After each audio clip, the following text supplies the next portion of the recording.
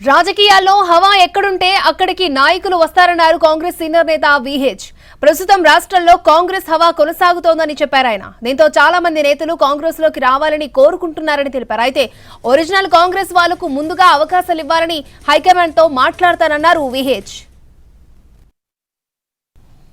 రావాలని చూస్తున్నారే, హవా ఎక్కడుంటే అక్కడ వస్తారు కదా, హవా మాది నడుస్తున్నది.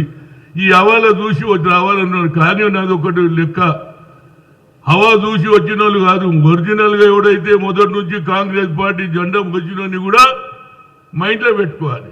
రానియండి, కానీ రావడంతో పదవులు మాత్రం మాకు అన్యాయం జరుగుతుందని అది హైకమాండ్కు చెప్తాను.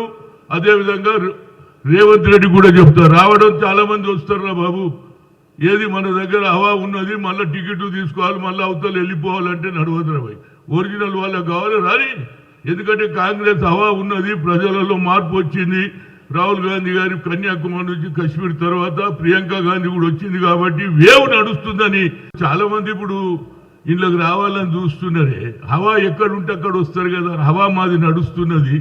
ఈ హవాలో చూసి రావాలన్నారు. కానీ నాది ఒకటి లెక్క, హవా చూసి వచ్చిన వాళ్ళు కాదు, ఒరిజినల్ గా ఎవడైతే మొదటి నుంచి కాంగ్రెస్ పార్టీ జెండా వచ్చినోని కూడా మైండ్లో పెట్టుకోవాలి. రానియండి, కానీ రావడంతో పదవులు మాత్రం మాకు అన్యాయం జరుగుతుందని అది హైకమాండ్కు చెప్తాను. అదేవిధంగా రేవంత్ రెడ్డి కూడా చెప్తారు. రావడం చాలా మంది వస్తారా బాబు, మన దగ్గర హవా ఉన్నది, మళ్ళీ టికెట్ తీసుకోవాలి, మళ్ళీ అవతల వెళ్ళిపోవాలంటే నడవదురా భయ్. ఒరిజినల్ వాళ్ళకి కావాలి, రాని. ఎందుకంటే కాంగ్రెస్ హవా ఉన్నది, ప్రజలలో మార్పు వచ్చింది. రాహుల్ గాంధీ గారి కన్యాకుమారి నుంచి కాశ్మీర్ తర్వాత ప్రియాంక గాంధీ కూడా వచ్చింది కాబట్టి వేవ్ నడుస్తుందని చాలా మంది ఇప్పుడు ఇంట్లోకి రావాలని చూస్తున్నారే. హవా ఎక్కడుంటే అక్కడ వస్తారు కదా, హవా మాది నడుస్తున్నది.